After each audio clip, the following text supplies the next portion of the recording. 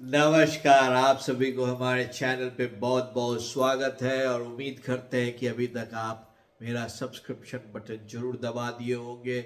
आपके बिना मेरा अस्तित्व ज़ीरो है, लेकिन आपसे बात करने पर बहुत अच्छा लगता है।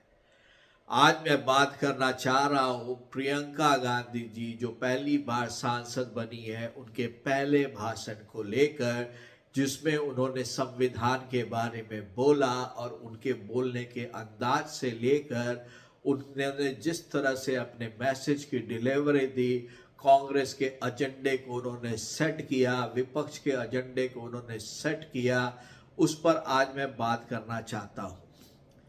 यह देखकर बहुत अच्छा लगा कि प्रियंका गांधी जी ने जिस तरह से आज अपनी बातों को रखा, वह एक परिपक्व नेता की तरह रखी, और इसके लिए तो वीडियो को लाइक बनता ही बनता है। और उस चीज के लिए मैं कहूंगा कि प्रियंका गांधी जी पूरी तरह से सक्सेसफुल हुई।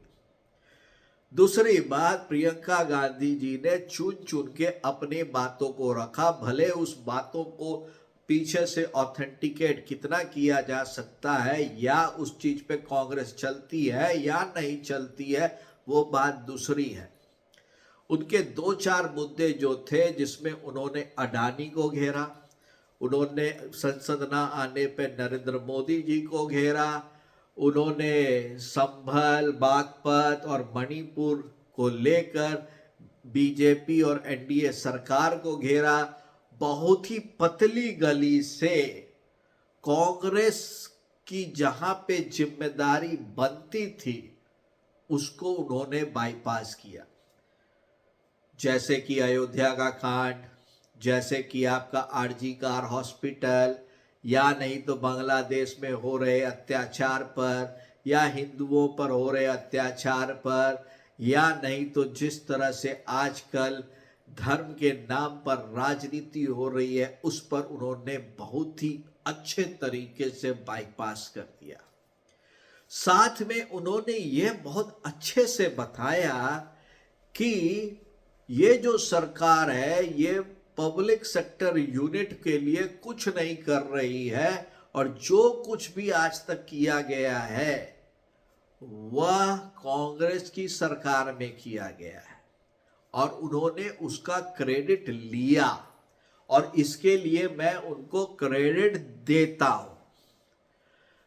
उन्होंने यह भी बहुत अच्छे से बताया कि आज के दिन में एक वॉशिंग पाउडर चल रहा है और उसमें लोगों को तंग किया जा रहा है, और यह कहकर उन्होंने जितने भी नेता के अगेंस्ट में आज केस चल रहे हैं, या जिनके यहां से 350 करोड़ रुपए निकल रहे हैं, उन सभी को पाक साफ करार दे दिया। उन्होंने साथ में यह भी कहा कि जो कांग्रेस पार्टी है, वही एक पार्टी है जिसने संविधान की रक्षा के लिए अपनी जिंदगी खपा दी, और नेहरू जी पे कितना साल नेहरू जी के भरोसे पे चलोगे, अब खुद खुद अपने भी भरोसे पे चलो। अब आते हैं कि ये तो हुई बहुत अच्छी चीज, और मुझे लगता है कि इस पर मैं आपसे चाहता हूं कि क्या आपको लगता है कि उनकी बात, इन सब बातों को में कोई भी नई चीज थी जो बोली गई हो, या कोई सुझाव था जो दिया गया हो? संसद सुझाव का सेंटर होता है, जहां पक्ष और विपक्ष एक दूसरे से सुझाव मशवरा करते हैं और उस चीजों को अच्छा करते हैं। यहां सिर्फ कंप्लेन था। ऐसा तो नहीं है कि कोई सरकार ऐसी आती हो जो सिर्फ गलत ही करती हो, वो अच्छा भी करती है, लेकिन विपक्ष का मतलब ये नहीं होता है कि वो सिर्फ बुराइयां ही गिनाते रहे। उनको यह भी एक्सेप्ट करना चाहिए कि इन अच्छाइयों के अंदर में यह बुराइयां हुई हैं, और इसको आप इस तरह से ठीक कर सकते हैं, नहीं तो हम लोग इसको इस तरह से ठीक करना चाहते हैं।